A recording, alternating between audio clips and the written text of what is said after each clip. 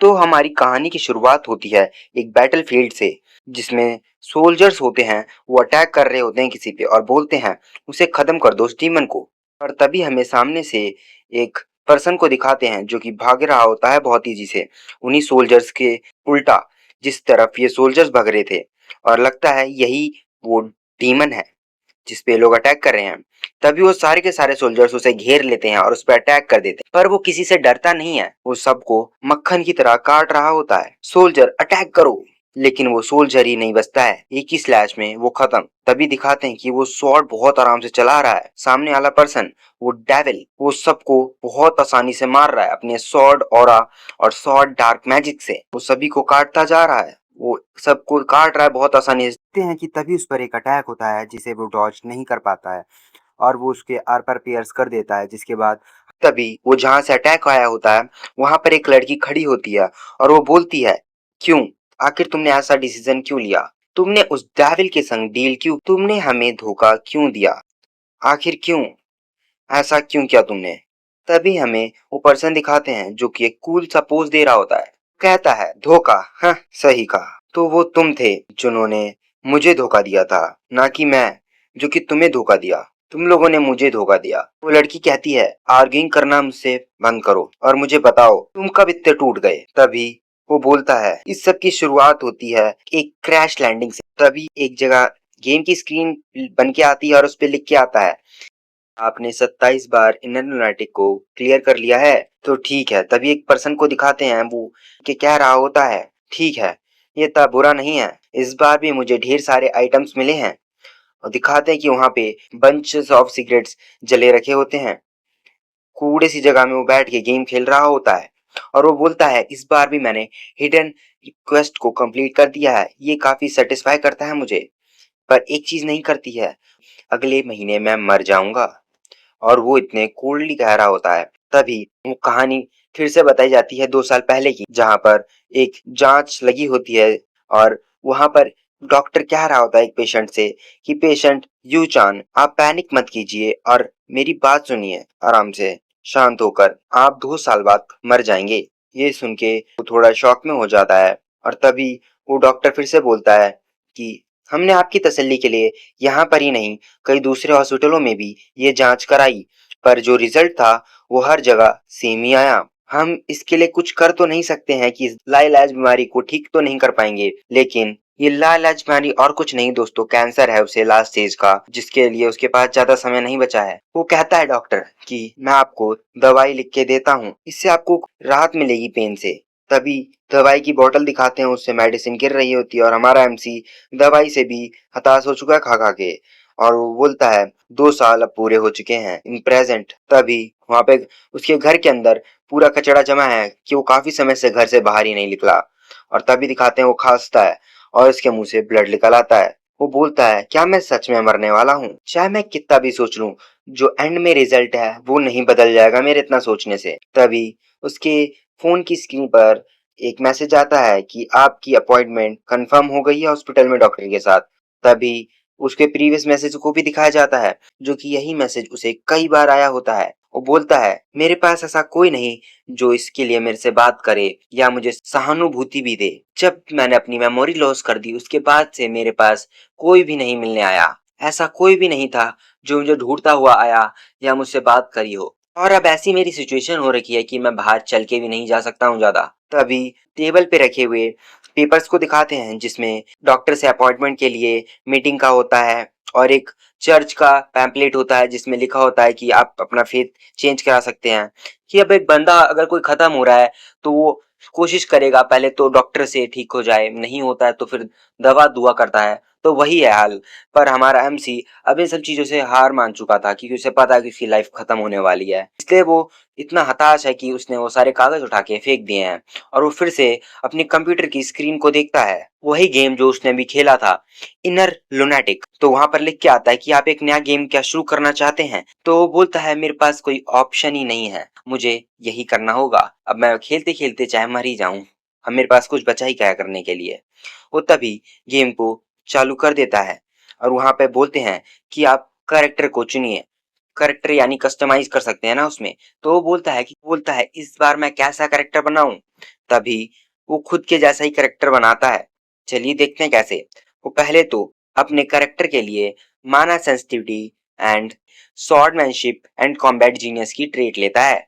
तभी स्क्रीन पे लिख के आता है कि अगर आप 2 जीनियस ट्रेट और चुनते हैं तो आपके ऊपर पेनल्टी लग जाएगी, इसलिए आप एक ही ट्रेट जीनियस चुनिए जिससे कि आपको पेनल्टी ना मिले।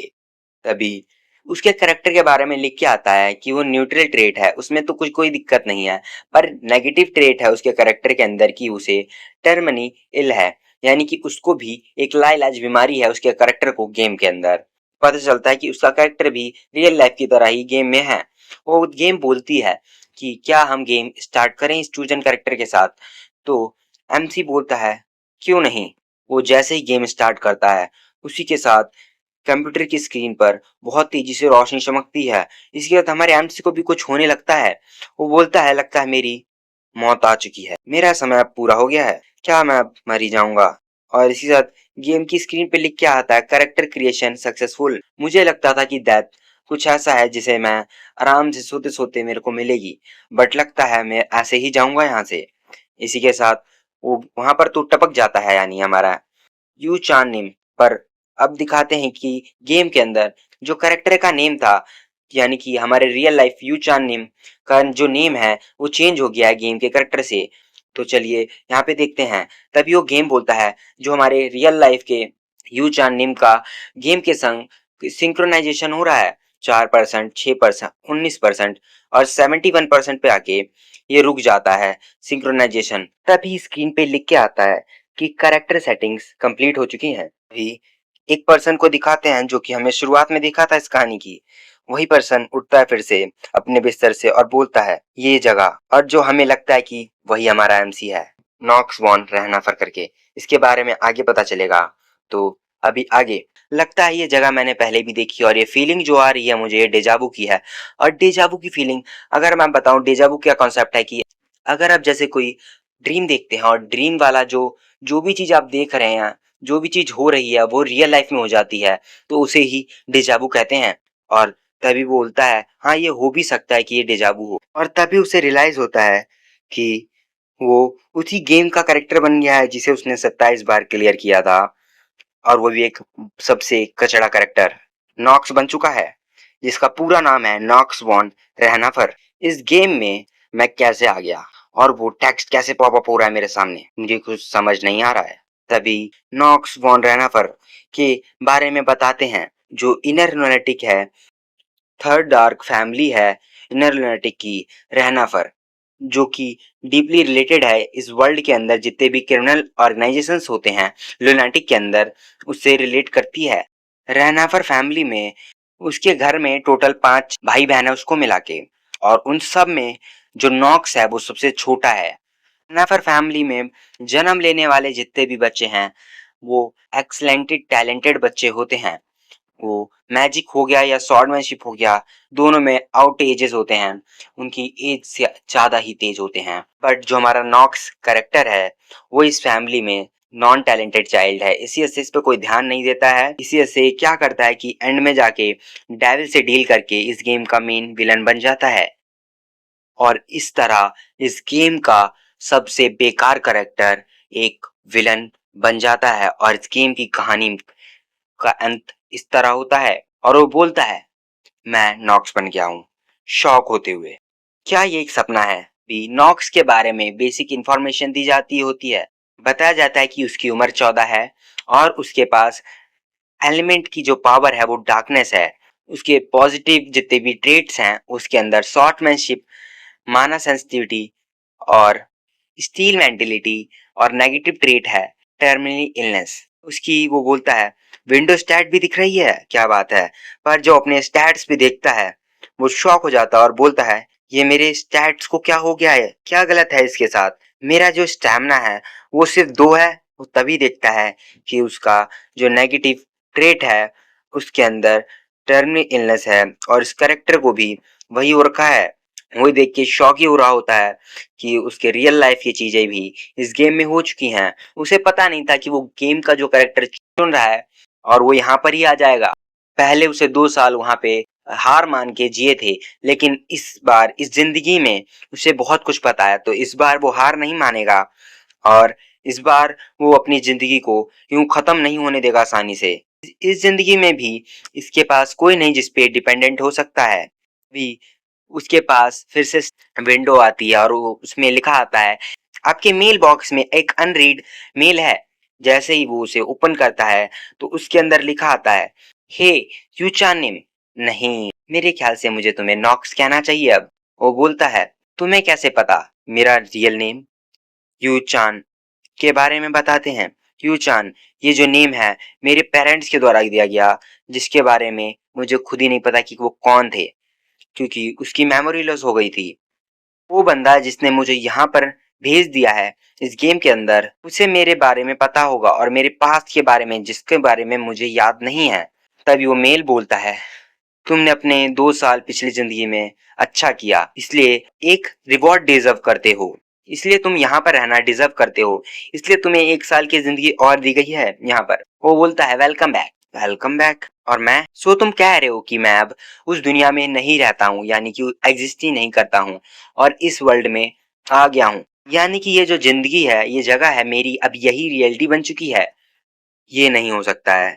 पर बहुत कुछ है कि जिस वजह से मैं तुम्हें अपनी आइडेंटिटी के बारे में अभी नहीं बता सकता हूँ और मैं तुम्हारी हेल्प भी करना चाहता हूँ। वो बोलता है, हेल्प? तुम्हें क्या करना है कि यहाँ पर एलडीएन एकेडमी को ज्वाइन करना है और वहां पर अपने फोर्स को गैदर करना होगा और सबऑर्डिनेट्स को बनाना होगा जो कि तुम्हारे को फॉलो करें, और तुम्हें जो मेन स्टोरी लाइन है उसको कैसे भी करके जितना हो सके क्लोज टू क्लोज उसको पॉसिबल हो सके तो उसे फॉलो करना है। और तब तुम्हें यहाँ पर एंटायर ट्रुथ रिवील हो जाएगा खुद से। That's it. तभी वो बोलता है, रुको रुको, मेरे को कुछ और भी पूछना है। तभी लेकिन वो आवाज बंद हो जाती है उस मेल से आना। तभी बोलता है, एक बार मैं अपने थॉट्स को ऑर्गेनाइज कर लेता हूँ। फर्स्ट ये है कि मैं रिबॉर्न हो गया हूँ फिर से, फाइनल बॉस जो कि मैं इनर गेम ल्यूनाटिक के अंदर, पर मुझे यहाँ पर जो मेन स्टोरी लाइन है उसको फॉलो करना होगा, नो मैटर कैसे, पर मुझे इंटरप्ट नहीं करना है और जितना हो सके मेन स्टोरी लाइन को फॉलो करना है। पर अंत में मेरा अंत होगा ही होगा। अब कैसे भी जो ये गेम है यही मेरी रियलिटी बन चुकी है। इसका मतलब ये नहीं है कि मैं अपनी जो मेमोरीज है उसको रीगेन ना करूं, मुझे उस पर गिव अप नहीं करना है और मुझे जान के रहना है अपने पास्ट के बारे में, पिछली जिंदगी के, जो मुझे याद नहीं था 2 साल पहले। नो मैटर कैसे मैं अपनी ये जो जिंदगी है इसके अंदर, नो मैटर कैसे मैं स्टोरी लाइन को फॉलो करना है, पर करना तो पड़ेगा और मुझे अपनी मेमोरीज को फिर से पाना होगा जो कि मैं भूल चुका हूँ, और ये सब चीज को मैं फिगर आउट करूंगा इस वर्ल्ड में जीकर और सरवाइव कर कर। और अब मैं जिंदगी में एक विलन बन के दिखाऊंगा। अगर मैं सोचूं ध्यान से तो ज्यादा कुछ नहीं बदला है मेरी पुरानी जिंदगी से। यहाँ पर पिछले साल मेरे पास 2 साल थे, लेकिन 2 साल पहले मैंने अपनी मेमोरीज को खो दिया और मुझे लाइलाज बीमारी हो गई, और हर मोमेंट जैसे बीतता जा रहा था तो मैं अपनी डेथ के क्लोज आता जा रहा था, और इसी जैसे मैंने अपनी जो जिंदगी थी वो डर में बिता दी और अंत में मैं मर गया। जो चीज बदली है वो है सेटिंग, वो भी ये जो वर्ल्ड है इसे मैं बहुत अच्छे से जानता हूँ। वो तभी सिस्टम से पूछता है, आज की तारीख क्या है?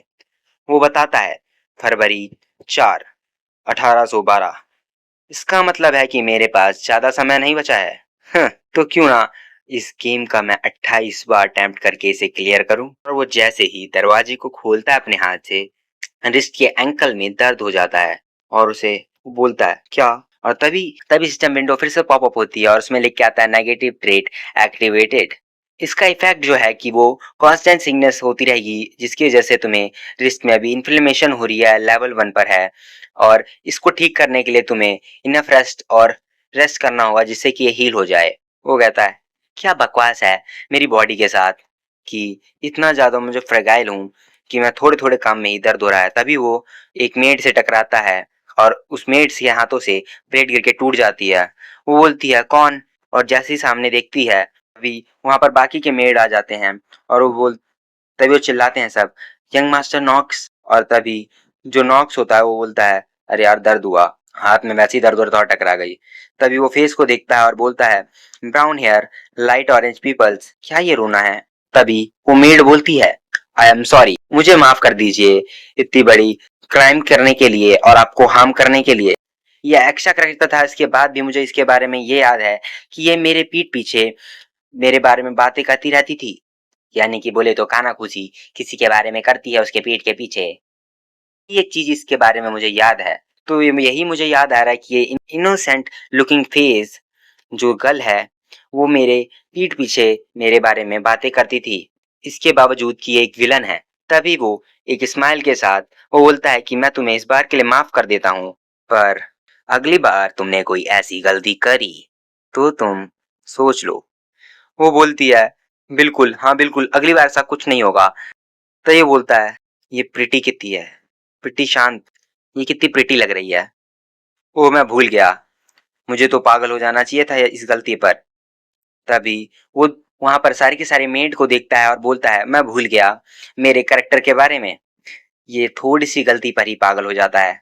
सीरियसली किस तरह का जिंदगी जी रहा था अब तक ये मेरा करेक्टर, ये पर्सन। तभी वो मेड बोलती है कैसे भी यंग मास्टर, आप कहाँ जा रहे हैं इतनी सुबह। वो बोलता है प्रैक्टिस हॉल में। ये सुन के वहां पे सब शॉक हो जाते हैं। और तभी वो बोलता है रोना तुम भी मेरे संग आओ। ये सुन के रोना की फट जाती है। तभी रोना बोलती है डू नॉट टेल मी कि ये मुझे वहां पे ले जाके पीटेगा। तभी नॉक्स बोलता है पहली बात तो ये मुझे यहाँ पे सरवाइव करना होगा। इतना सारा एक्सपीरियंस करने के बाद, मरने के बाद अब मुझे थोड़ी अकल आई है कि मुझे मरना नहीं है भाई, मुझे सरवाइव करने के लिए न्यू पॉसिबिलिटीज को क्रिएट करना होगा जितना हो सके उतना जल्दी। इसका मतलब यह है कि मेरे पास ज्यादा चांसेस नहीं है सरवाइव करने के। एज अ पर्सन जिसने 27 बार इस गेम को क्लियर किया है, मुझे इस वर्ल्ड के बहुत सारे हिडन क्वेस्ट के बारे में पता है गेम खेलने के कारण। तभी वो बोलता है स्टेटस विंडो, और तभी इनर लुनेटिक के बारे में बताया जाता है। एक स्टोरी जिसमें एंजल्स अगेंस्ट डीमंस के साथ विद अलोंग एम्पायर में फाइट होती है। ये एक बहुत बड़ा वर्ल्ड है जिसमें स्पेल्स के बारे में बताया जाता है। स्पेशल पार्ट होते हैं कुछ इनर लुनेटिक गेम के, जिसके अंदर तुम अपने करेक्टर को कस्टमाइज कर सकते हो, चाहे जैसे चाहो वैसे इस गेम की एंडिंग कर सकते हो। बट एंड द एंड तुम्हें स्टोरी लाइन के साथ ही चलना होगा। तुम कैसे भी गेम खेलो कोई फर्क नहीं पड़ता है, अगर अपना तुम्हारा डिफरेंट स्टाइल भी है तो भी। जो लो रैंक की ट्रेड्स होती हैं वो कई सारी तुम्हें मिल सकती हैं मल्टीपल टाइम्स, पर जो जीनियस ट्रेड्स होती हैं वो तुम्हें कम ही मिलती हैं। एक ही बार मिलेगी, बार बार नहीं मिल सकती है। जो जीनियस स्टेट्स है उसको साथ खेल के जो गेम के टॉप पे पहुंचना बहुत आसान है, और कैसे भी मुझे दो तो मिल ही गई हैं। इस गेम में एक कॉन्सेप्ट होता है ट्रेड पेनल्टीज। अगर तुम अपनी ट्रेड्स की लिमिट के बियॉन्ड जाते हो तो तुम्हें पेनल्टीज मिलती हैं, यानी कि तुम अपनी पावर का हद से ज्यादा इस्तेमाल करोगे तो तुम्हें पेनल्टी मिलेगी। इसके कहने का मतलब है इस सिस्टम की वजह से मुझे एक एडवांटेज मिलेगा कि मैं जितनी भी सिस्टम की वजह से मुझे इस सिस्टम के कारण मुझे एडवांटेज मिला कि मुझे जीनियस स्टेट्स मिल गई, वो भी दो। स्वॉर्डमैनशिप एंड कॉम्बैट जीनियस, माना sensitivity. Swordsmanship and combat genius जो प्रोवाइड स्किल्स हैं वो मुझे अलो करती हैं एक पीक स्वॉर्डमैनशिप के लिए। द अदर हैंड में मुझे मिलती है माना सेंसिटिविटी जीनियस, जिसकी वजह से मैं माना को बहुत अच्छे से कंट्रोल कर सकता हूँ और अपनी सेंसिटिविटी को इंक्रीज कर सकता हूँ, और अलग अलग डिफरेंट टाइप के मैं स्पेल्स को कास्ट कर सकता हूँ। पर जो यहाँ पर पेनल्टी है उसका भी मैं बहुत अच्छे से इस्तेमाल कर सकता हूँ। और मैं जो बाहर से आया हूँ इसी वजह से मेरे पास ये जो सिस्टम है इसकी वजह से मैं दूसरों के स्टैट्स विंडो देख सकता हूँ। और जो इस नॉक्स है इसके पास एक और है एबिलिटी मास्टर ऑफ एक्टिंग, जिसकी वजह से वो किसी भी सिचुएशन में हो वो अपने आप को संभाल लेता है। ये सबसे मेरे को ज्यादा पर्सनली बोलूं ये मेरे पास होनी चाहिए ब्रो। स्टील मेंटेलिटी जो कि बैटल के दौरान काफी ज्यादा ही अच्छी होती है, जो कि मुझे अपनी मेंटल हेल्थ को मेंटेन करने में, जो मेरा मेंटल फोर्टिट्यूड है उसको मेंटेन करने में बहुत ज्यादा हेल्प करती है और मुझे कूल रहने में मदद करती है। तो क्या होगा अब आगे, चलिए देखेंगे अगले एपिसोड में। आज के लिए बस इतना ही। तो फिर से आपका स्वागत है एक और मांगवा के एपिसोड में। एपिसोड की शुरुआत होती है प्रैक्टिस हॉल से, जहां पर हमारा एमसी नॉक्स वुडन सॉर्ड से को स्विंग करके प्रैक्टिस कर रहा है। वो बोलता है चाहे मैं कुछ भी कितना ही क्यों ना सोच लूं, पर हर बार मैं एक ही कंक्लूजन पे आता हूँ कि आई एम फक्ड अप। तभी दिखाते हैं वो शॉट को स्विंग कर रहा होता है बट उसकी खुद की हालत डाउन होती है क्योंकि उससे शॉट स्विंग नहीं हो रही होती है। वो पसीने लथबथ होता है और तभी दिखाते हैं कि इसकी हार्ट से शॉट कहीं और पड़ी है और वो कहीं और जगह पे पड़ा है। हाफ रहा है बुरी तरह से और वो बोलता है कि मेरी बॉडी इतनी खराब हो चुकी है कि मैं अब 10 बार से ज्यादा स्वॉर्ड को स्विंग नहीं कर पा रहा हूँ। इन सब का जो कारण है वो कर्ज ऑफ द वीक है, जिसकी वजह से मेरे को कामों को करने में और ज्यादा दिक्कतें आएंगी अब। ये तो अच्छी बात है कि इस प्रैक्टिस हॉल में good numbers of weapon available हैं। तभी हमें ओरिजिन बताया जा रहा है रेनिफर फैमिली का, कैसे हुआ था और क्या कहानी है। इन सब की शुरुआत होती है सॉर्ट से। जब सॉर्ट चलाने की बात आए तो रेनाफर फैमिली टॉप की फैमिली में आती है। इस बात के लिए इन्हें टाइटल भी मिला है, high house of the blade and darkness.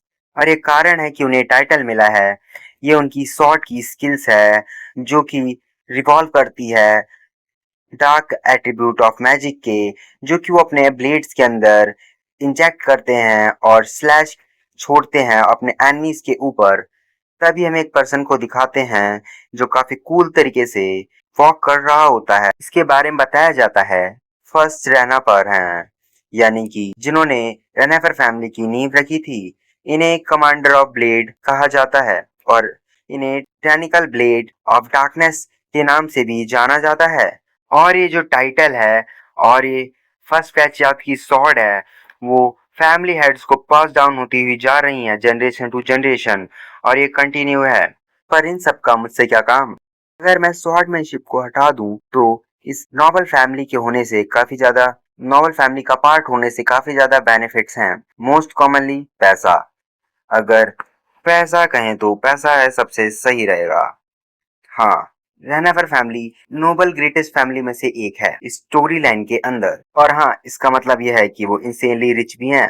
अगर टू द पॉइंट की बात करें, जो हमारा नॉक्स यानी कि मैं एक यूजलेस यंग सन, इस फैमिली का पास इतना इनफ पैसा है कि उसे अपनी जिंदगी में एक दिन भी काम करने की कोई जरूरत नहीं है।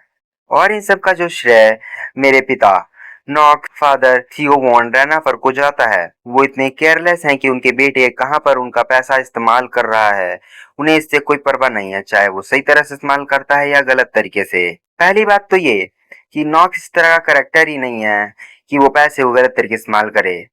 हाँ, पर उसके बारे में बहुत सारी गलत बातें जरूर चलती हैं। Young son of the normal family होकर इसका जो करेक्टर है काफी ज्यादा क्लियर है। तभी वो ग्राउंड पे से खड़ा होता है पर उसके पैर पूरी तरह से कांप रहे होते हैं। तभी वो रोना को याद करते हुए बोलता है, रोना जब तक आती है और मुझसे पूछेगी, जब तक रोना मेरी मांग के अनुसार तैयार नहीं जाती, तभी रोना उसे बोलते दिखाती है, मुझे कुछ भी मुझे कुछ भी उल्टा सीधा कर ले मत कहो। वो कहता है कि अब मैं भाग भी नहीं सकता, इतना मैं कमजोर हो गया हूँ सिर्फ शॉट को स्विंग करने से। तभी हमें कुछ मिनट पहले का सीन दिखाते हैं जहां पर रोना ट्रे के अंदर रोना सामान लेके आती है जिसमें वुडन सॉर्ड टॉवल वाटर होता है। वो बोलती है, ये सब सामान मैं आपके लिए लेके आई हूँ यंग मास्टर। रोना मन में बोलती है, क्या ये सच में प्लानिंग कर रहा है एक्सरसाइज करने की। नॉक्स बोलता है, परफेक्ट, यहाँ पर कोई भी नहीं है। रोना इधर आओ जल्दी से। रोना चिल्लाते हुए, क्यों, क्या है तुम्हें, क्या तुम मुझे मारोगे। नॉक्स इरिटेट होते हुए रिएक्शन देके बोलता है, तुम क्या बोल रही हो, जरा अपना कान इधर लेके आओ। वो उसके कान में कुछ बोलता है और रोना बोलती है, ठीक है, क्या आप चाहते हैं कि मैं उस पैसे का इस्तेमाल करूं और जो भी आपने चीज मुझे लाने को बोली है वो कचड़े जैसी है, वो सच में लेके आनी है। नॉक्स, चुप रहो और जो मैंने कहा है वो करो। रोना, यस सर। वो जाते हुए बोलती है, ये कुतरिया ये नहीं बदलेगा बिल्कुल भी। मुझे नहीं पता कि रोना कितनी फास्ट है, बट इतना मैं श्योर हूँ जो भी मैंने उसे सामान लाने को बोला है वो कल तक ही ला पाएगी। तभी वो जग में से वाटर डालता है अपने ग्लास में और पीते हुए बोलता है, मुझे एक तरीका निकालना होगा जिससे कि अपने कर्ज और स्टैमिना की जो प्रॉब्लम है उसको सॉल्व कर सकूं। मैंने इतना बुरा होगा, मैंने इमेजिन भी नहीं किया था कि इतनी बुरी कंडीशन होगी मेरी। तभी उसके पीछे से एक आवाज आती है, ग्रीटिंग्स यंग मास्टर नॉक्स। वो शॉक होते हुए रिएक्शन देता है, तुम। तभी उस पर्सन को दिखाते हैं, उसके बारे में बताया जाता है, the head butler Rodwell de Erna. ये मेन मैनेजर है रहना फर स्टेट का। ये कोई ऐसा बंदा नहीं जिसके संग आसानी से डील की जा सके। ये एडवाइजर है नॉक्स नॉक्स के फादर का, यानी कि फैमिली हेड थियो वॉन रहनाफर का। वो कांपते हाथों से मग को फिर से ग्लास को फिर से अपनी ट्रे में रख देता है और बोलता है मन में, इसको मुझे फेस करना ही होगा। ज्यादातर केसेस में ये मेरे बारे में नहीं सोचता है। क्या इसने मेरे बारे में कुछ अजीब नोटिस कर लिया है? मुझे अपने मतलब के लिए से हैंडल करना ही होगा। वो बटलर से बोलता है, तुम यहाँ पर क्या कर रहे हो? तुम्हें तो फैमिली हेड को यानी कि मेरे फादर को सर्व करना होना चाहिए था। और लिख के आता है स्क्रीन पर फिर से कि मास्टर ऑफ एक्टिंग एक्टिवेट हो चुकी है। ये स्किल सही में काफी बढ़िया है। बंदा डर रहा है लेकिन फिर भी वहां पे बोल रहा है उससे एकदम शांत हो गए और कूल तरीके से, बटलर, मुझे उनसे ऑर्डर मिले हैं कि आपको मैं ये न्यूज साझा करूं। न्यूज? हाँ, मुझे ऑर्डर मिला है कि आपको मैं बताऊं कि आज रात को आपको खाने पर आना है फैमिली हेड के साथ। नॉक्स अंदर घबराते हुए हमारा बोलता है, क्या ये मेरे से मजाक कर रहा है? क्योंकि मुझे इस फैमिली के बारे में ज्यादा कुछ नहीं पता है और ये चाहता कि मैं उसके संग डिनर करूं, उनके साथ डिनर करूं। नॉक्स, उन्हें कह देना कि मैं नहीं आऊंगा आज रात को। बटलर मन में कहता है अपने, मैं वंडर हूं कि आखिर मास्टर ने मुझे ऑर्डर क्यों दिया कि यंग मास्टर को मैं खाने के लिए बुलाऊं आज रात के लिए। लेकिन तभी बटलर कहता है, जो स्टीलर फैमिली की लेडी हैं वो विजिट कर रही हैं क्योंकि उनको हमारे घर में नाइट की ट्रेनिंग लेनी है। अगर आप डिनर पे नहीं आते हैं तो यंग मास्टर आपके फादर जरूर गुस्सा हो जाएंगे। वो बोलता है, मैं समझ गया हूँ। तभी वो बटलर फिर से बोलता है, आज आपके बारे में कुछ अलग है यंग मास्टर। नॉक्स बोलता है, तुम यहाँ पे मुझे कुछ कहना चाहते हो? बटलर, आज तक आपने कभी एक स्वॉर्ड नहीं पकड़ी है और ये मैंने नोटिस किया है कि आप खुद से इस प्रैक्टिस हॉल में आके स्वॉर्ड की प्रैक्टिस कर रहे हैं। क्या मैं आपसे जान सकता हूँ ऐसा क्या रीजन था कि आपने ये डिसाइड किया करने का? हमारा नॉक्स बोलता है, तो चलो मैं तुम्हें एक बात पहले क्लियर कर देता हूँ। तुम सवाल करने की कोशिश मत करो अपने मास्टर से एक मेयर बटलर होके भी। चाहे मैं जो कुछ भी करूं, चाहे मेरे कुछ भी काम करने की कोई भी इंटेंशन हो, इन सब का तुम्हारे से कोई मतलब नहीं है। ये सब मैं डिसाइड करूंगा कि मुझे क्या करना है और क्या नहीं। बटलर भी हल्का सा घबरा के बोलता है, मैं माफी चाहूंगा इस बात के लिए। तभी हमारा नॉक्स वहां से कल्टी मारते हुए निकल रहा होता है और बटलर उसको देख के कुछ सोचता है और हमारा नॉक्स बोलता है, क्या उसने सच में कुछ मेरे बारे में नोटिस कर लिया? बटलर कहता है, मुझे इस बारे में फैमिली हेड को रिपोर्ट करनी होगी। तभी हमें वापस से नॉक्स का सीन दिखाते हैं जहां पर वो वहां से निकलने के बाद एक दरवाजे के पीछे जाके खड़ा हो जाता है और डरा हुआ होता है बहुत बुरी तरह से और घबरा रहा होता है। वो बोलता है कि मुझे नहीं पता था कि ये इतना ज्यादा रफली मैं बात करूंगा। इतने रूखा होके बात नहीं करनी चाहिए थी मुझे। काफी ज्यादा रूखेपन से मैंने बात करी है। मैंने ये नहीं सोचा था कि ऐसा भी कुछ होगा। क्या होगा अगर उन लोगों ने भूत प्रेत वगैरह मेरे पीछे छोड़ दिए? चलो मैं भूल जाता हूँ इस बात के लिए अभी। वो बोलता है, lady, young lady of the Stelier family, ये और कोई नहीं है। लेकिन वो यहाँ पर कर क्या रही है?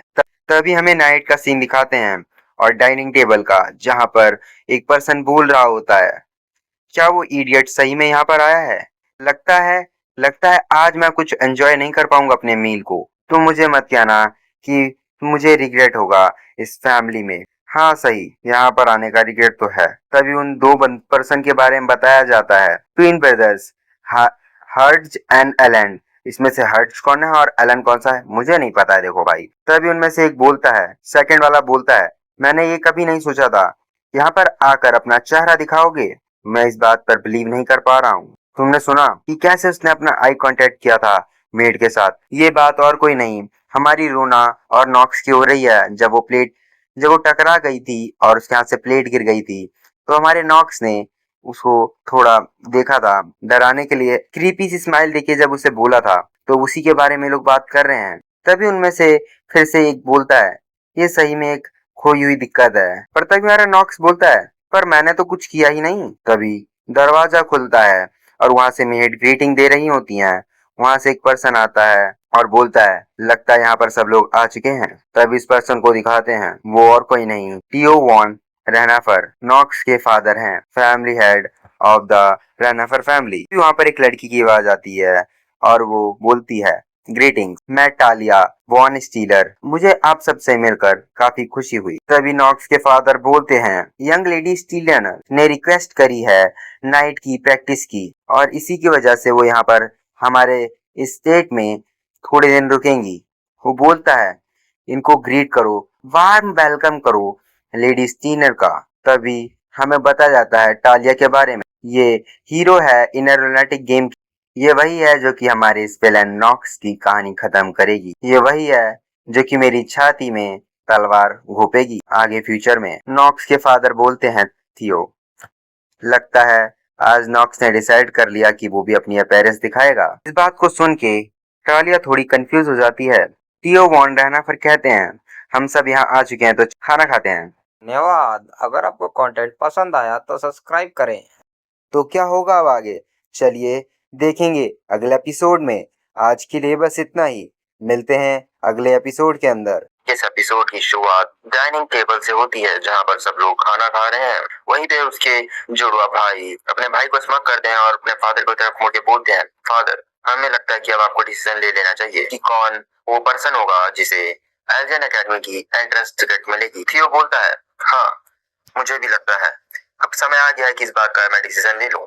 तभी हमें एल्डियन एकेडमी के बारे में बताया जाता है। ये वो जगह है जहाँ पर मोस्ट इम्पोर्टेंट लोकेशंस जो है इंडरवर्ल्ड की वो है, और यहाँ पर ही जो यही वो जगह है जहाँ पर सारी तरह की सिचुएशंस पैदा होती हैं फाइव डीमंस के बीच में, और एकेडमी से ही इसकी शुरुआत होती है मेन स्टोरी लाइन की। नॉक्स बोलता है मन में, मुझे एल्डियन एकेडमी को अटेंड करना ही होगा ताकि मैं अपने सबऑर्डिनेट्स को गैदर कर सकूं और अलाई को बना सकूं। तभी उसके फादर बोलते हैं, मैं श्योर हूं कि तुम सबको इस बारे में पता होगा कि एल्डियन एकेडमी सिर्फ एक नोबल फैमिली से 3 बच्चों को ही अटेंड करने देती है। एल्डियन एकेडमी को ये वहाँ का रूल है, और जैसे कि तुम जानते हो ताकि इससे जो इन्फ्लुएंस है नोबल का वो लिमिट में रह सके, और क्योंकि हमारे इस घर से 2 बच्चे ऑलरेडी जा चुके हैं तो एक लास्ट टिकट बची है जो उस एकेडमी को टेस्ट दे सके और वहाँ पे एडमिशन ले सके। नॉक्स तभी मन में बोलता है कि मैं उससे पहले अलाइज क्रिएट करूं, मुझे कैसे भी करके ये एंट्रेंस टिकट को हासिल करना होगा।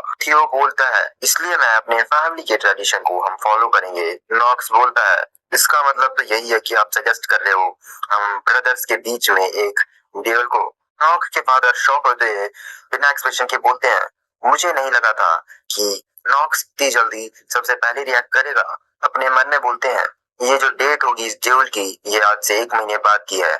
हम उस दिन डिसाइड करेंगे कि कौन जाएगा एल्डियन एकेडमी में प्रैक्टिस हॉल में। इस ड्यूल के बाद जो बंदा भी जीतेगा वही जाएगा। तभी उसके भाई हंसते हुए बोलते हैं, ब्रदर मैं सजेस्ट करूंगा कि आप पहले क्विट कर लो और खुद को एम्बेरसमेंट से बचाओ। तभी दूसरा जुड़ो भाई भी बोलता है, कमजोर बेवकूफ, तुम जैसे जिसने आज तक कभी एक स्वॉर्ड पकड़ी भी नहीं, उसका कोई चांस ही नहीं है कि हमारे सामने खड़ा हो सके। तभी नॉक्स बोलता है, ये तो तुम तब बोलना जब तुम मेरे से जीत जाओ, समझ गए ना। और उधर से उसका भाई चिढ़ गया, क्या तुम्हें सच में लगता है कि तुम जैसा कोई हमारे सामने टिक भी पाएगा। नॉक्स मन में बोलता है, ये ड्यूल एक अलग ट्रायल है जिसे मुझे फेस करना होगा एंट्रेंस टिकट को हासिल करने के लिए। मेरे कोई टेंशन नहीं कि मैं इनकी टॉन्ट को सुनूं। वो फुल कॉन्फिडेंस में बोलता है, ये मैं ही होऊंगा जो एल्जियन एकेडमी को अटेंड करेगा। तभी हमारे नॉक्स के फादर को दिखाते हैं जो कि उसकी बातों को ध्यान से सुन रहे हैं, क्योंकि नॉक्स पहले इतना कॉन्फिडेंट नहीं था जो अपने ब्रदर्स के सामने इतने आसानी से बोल सके, और उसके भाई और ज्यादा चिढ़ जाते हैं, वे जल के बन जाओ। लेकिन तभी ताजा बोलती है, देख के लगता है आपको कि आपके पास कॉन्फिडेंस इस मामले में। जैक मास्टर बोल कैसे रही है, कितनी प्यारी लग रही है। चलो तभी हमारे नॉक्स को दिखाते हैं, बाहर से तो भाई शांत है पर अंदर से उसकी फटी पड़ी है। उसको देखिए क्योंकि वो ही इसको फ्यूचर में करेगी। वो तभी मन में बोलता है, मुझे ऐसे पर्सन की अटेंशन मिल गई है जिसकी मुझे नहीं मिलनी चाहिए थी। वो टालिया की बात कर रहा है। तभी हमारा सीन आता है पैट्रियाच के रूम में, थियो के रूम के अंदर, जहाँ पर वो बोलता है, जैसे कि तुमने अपनी रिपोर्ट में कहा था कि नॉक्स में कुछ चेंज तो हुआ है। हाँ वही मैं कह रहा हूँ बटलर। मन में बोलता है वो कि अगर आज मैंने ये खुद अपनी आंखों से नहीं देखा होता तो ये मैं भी बिलीव नहीं कर पाता कि नॉक्स के अंदर कुछ चेंजेस हुए हैं। ये तो कमाल की बात है कि ये चेंज किस कारण से हुए हैं। ये मत कहना कि अब उसे किसी डीमन ने प्रोसेस कर लिया है। एनीवे चलो छोड़ो, उसको मेरी अटेंशन तो मिल ही गई है। वो बटलर से बोलता है, मैं समझ गया रॉडवेल, लेकिन उस पर आंखें बनाए रखना। तभी हमारा सीन आता है प्रैक्टिस हॉल में, जहाँ पर लोग बोलते हैं, देखो उधर जो यंग मास्टर है वो प्रैक्टिस कर रहे हैं प्रैक्टिस हॉल में दोबारा से। सच में? सच में क्या? दूसरी मेट बोलती है, हाँ क्योंकि 1 महीने बाद ड्यूल होने वाला है। पर क्यों? पर वो भाग क्यों रहा है? वो एक ही चीज कर रहा है, सिर्फ और सिर्फ भाग रहा है। तभी हमारे नॉक्स को दिखाते हैं कि वो हाथ पे भाग ही रहा है सिर्फ, और तभी वो मेट्स की तरफ देखता है और बोलता है, मुझे इतनी दूर से उनकी बातें कैसे सुनाई दे रही हैं?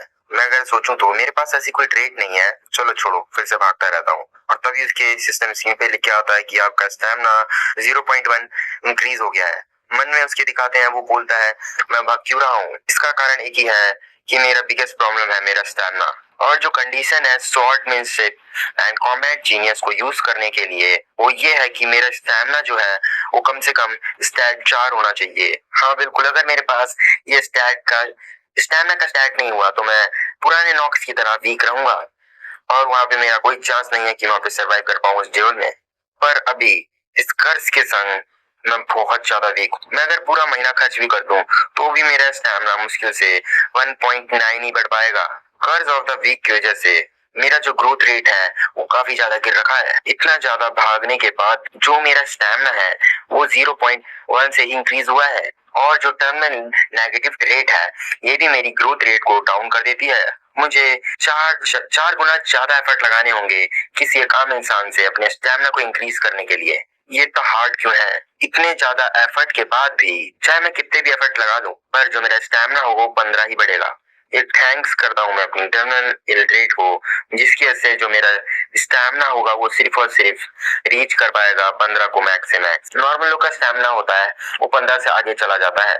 पर छोड़ो, मैं इस बात को बाद में सोचता हूँ। तभी एक ट्रे आती है और उसी के संग अपनी प्यारी मेट रोना आती है और वो बोलती है, यंग मास्टर, मैं आपके लिए वो सामान ले आई हूँ जो आपने मेरे से कल मंगवाया था। नॉक्स मन में उसकी तारीफ करता है और बोलता है, मैंने जितना सोचा था ये उससे भी ज्यादा तेज है। और फिर वो रोना से कहता है, चलो मैं अब कुछ प्रोग्रेस तो कर पाऊंगा। तभी उसकी उस ट्रे में सामान रखा हुआ दिखाया जाता है। उसमें टोटल 4 सामान होते हैं। पहला, द पॉइजन ऑफ 3 हेडेड कॉर्गन। दूसरा है core of the golem. Third आता है due of the remembering ferry. और फोर्थ है रैपिड स्टैमिना ग्रोथ स्कोल। तभी वो मन में बोलता है, यहाँ पर कोई दिक्कत नहीं है, यहाँ पर सिर्फ मुझे, हाँ, अपनी नॉलेज का इस्तेमाल करना है इस प्रॉब्लम को सॉल्व करने के लिए। रोना पूछती है, यंग मास्टर, आपको इन सब चीजों की क्या जरूरत है? जैसे कि इस पॉइजन को हैंडल करना बहुत ज्यादा मुश्किल है और इन सब मटेरियल को जो आम लोग हैं काफी ज्यादा अवॉइड करते हैं। और हाँ, ये काफी ज्यादा एक्सपेंसिव भी है। यहाँ पर से जो स्क्रोल है वही इसको लगता है। नॉक्स बोलता है, इसका कारण है कि उन्हें पता ही नहीं है कि इसका इस्तेमाल कैसे करना है। रोना शॉक होते हुए, क्या, कैसे इस्तेमाल करना है? अभी वो 3 हेडेड गॉर्गन का पॉइजन उठाता है और एक ही घूंट पी गया भाई। और रोना चिल्लाते, यंग मास्टर, ये पॉइजन था। नॉक्स मन में, मैं कह सकता हूँ कि ये लीथल है, ये मुझे मार देगा। तभी सिस्टम विंडो पे लिख के आता, आपने पॉइजन को कंज्यूम किया है जिसकी वजह से आपकी जो हेल्थ है वो टेम्परेरी इंक्रीज हो गई है 1.5 टाइम से। और उसका डेथ का काउंटर शुरू हो जाता है 10 मिनट का। रोना चिल्लाते हुए बोलती है, मैं भी हेड बटलर को बुला रही हूँ, लेकिन नॉक्स रुक जाओ। तभी वो क्या करता है कि गोलम का कोर उठाता है और उसे खा लेता है और बोलता है, तो इस तरह का इसका कुछ टेस्ट है? और रोना तो पूरी पागल, चिल्ला दे, कोर? आप कोर कैसे खा रहे हैं? वो खाने की चीज नहीं है। आपने गोलम का कोर कंज्यूम कर लिया है, इसलिए आप धीरे धीरे पत्थर के बनते जा रहे हैं। फिर से लिख के आता है कि एक हिडन पीस एक्टिवेट हो गया है और क्रिएटेड गॉर्गन का पॉइजन था वो रिएक्ट कर रहा है गोलम के साथ। वो बोलता है, चलो ये वर्क तो कर रहा है परफेक्टली। तभी हमें बताते हैं जो ओरिजिनल गोलम का कोर होता है वो सिर्फ और सिर्फ वो लोगों का डिफेंस इंक्रीज करने के लिए काम आता है, ताकि उनकी बॉडी पत्थर की तरह हो जाए, मजबूत हो जाए, और या फिर आर्टिफिशियल गोलम को क्रिएट करने के लिए। पर उसे जब 3 हेडेड गॉर्गन पॉइजन के साथ इस्तेमाल करते हैं तो उससे एक फायदा होता है। और तभी वहां पर लिख के आता है, एक स्पेशल इफेक्ट आपको एक्टिवेट होता है। आपने जो 3 हेडेड गॉर्गन का पॉइजन कंज्यूम किया था वो न्यूट्रलाइज हो गया है और नेगेटिव जो ट्रेट होती है कर्ज ऑफ द वीक वो डिसअपियर हो गई है थोड़ी टाइम के लिए। वो होता है परफेक्ट। कर्ज ऑफ द वीक डिसअपियर हो गई। तभी हमें रोना को दिखाते हैं, उसके आंसू तो रुकी नहीं और वो चिल्ला रही होती है, यंग मास्टर, आप मर जाएंगे जल्दी। तो चलो अभी एक स्टेप और बचा है। और तभी रोना जैसे बोल रही है, हाँ क्या आप ठीक है?